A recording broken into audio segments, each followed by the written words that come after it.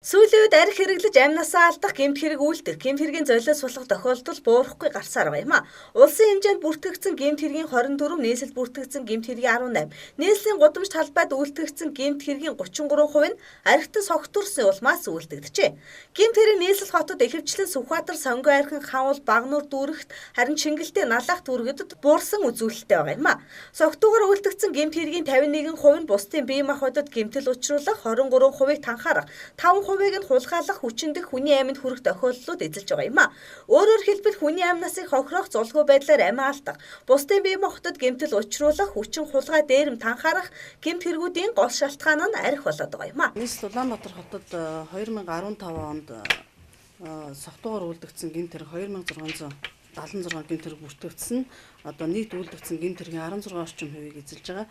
За мөн одоо 15.2% буурсан үзүүлэлттэйгээ урд оны муу үетэй харьцуулахад.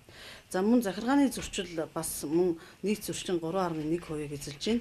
За мөн одоо урд онтой харьцуулахад 12.5% буурсан юм үзүүлэлттэй байгаа.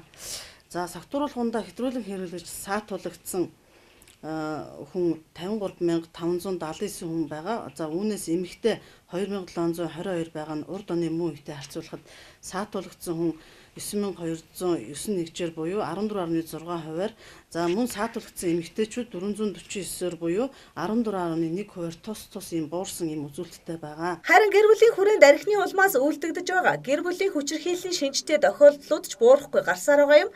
Зөвхөн энэ оны эхний 12 сарын байдлаар нийслэлд гэр бүлийн хүчирхийллийн 691 гэмт хэрэг бүртгэгдэж, архитан согтуурахтай холбоотой 2676 хэрэг бүртгэгджээ. Гэр бүлийн хүчирхийллийн улмаас 691 гэмт хэрэг үйлдэгдсэн байгаа.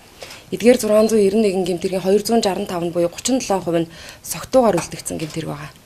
Тэр утгаараа гэр бүлдээ тэмдэглэж байгаа баяр ёслолыг архигүй тэмдэглэе гэдэг уриалгыг цагдаагийн байгууллагаас дэвшүүлж байна. Сархад цамнаасаа бусдыг гэдэгчлэн өнөөдөр гэр бүлийн ахуй хүрээнд үйлдэгдэж байгаа гэмт хэрэгүүд, тэр дундаа хүн амны хэрэгүүд ихэвчлэн архинаас үүдэлтэй байгааг тоо баримт харуулж байгаа юм а.